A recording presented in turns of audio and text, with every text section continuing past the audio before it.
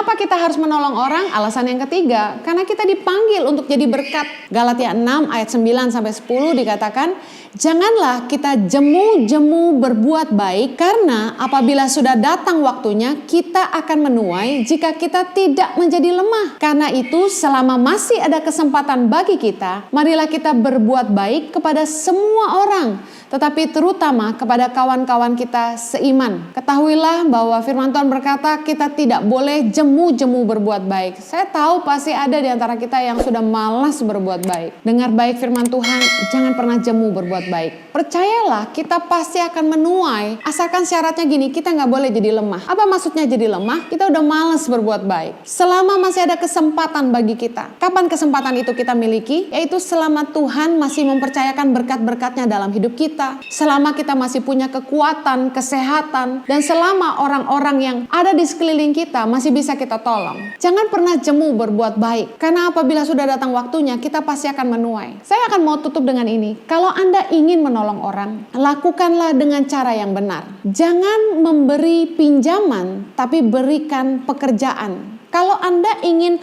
menolong orang, Anda ingin mengangkat beban mereka, jangan memberi mereka tambahan beban. Berikanlah pekerjaan atau berikan bantuan, bukannya memberi mereka beban, yaitu pinjaman hutang, apalagi sampai ada bunganya. Kalau ada orang yang datang kepada Anda dan mereka membutuhkan dana, bantuan berupa uang, cerdaslah, berhikmatlah, bijaksanalah. Ada dua macam hutang, yaitu bad debt and good debt. Bagaimana kita tahu hutang itu hutang yang baik atau hutang yang buruk? Yang pertama, lihat apakah hutang atau pinjaman itu digunakan untuk dihabiskan atau untuk diinvestasikan. Dihabiskan untuk kemewahan, dihabiskan untuk kepuasannya sendiri, dihabiskan untuk sesuatu yang tidak terlalu penting. Itu adalah hutang yang buruk, bad debt. Tapi hutang yang baik adalah diinvestasikan, digunakan untuk modal usaha, digunakan untuk sebuah modal supaya dia ke depan punya penghasilan, dan dari penghasilan itu dia punya kemampuan untuk membayar hutangnya kembali, dan dari penghasilannya dia bisa menghidupi keluarganya. Itu hutang yang baik. Ada bantuan-bantuan urgent yang tidak bisa kita terlalu banyak pikirkan, yaitu bantuan-bantuan yang bersifat kebutuhan bukan kemewahan.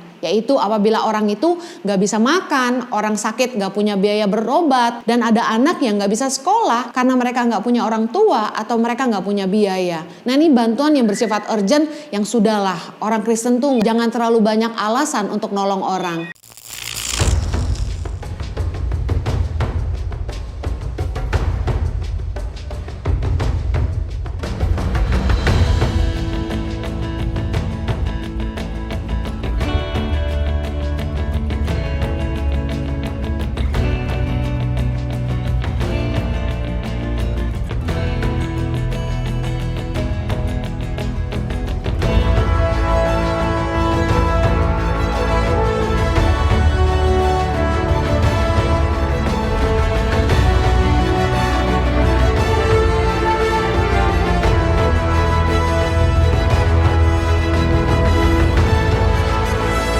Suka duka, perjuangan guru tangan pengharapan dalam membangun pendidikan di pedalaman Indonesia.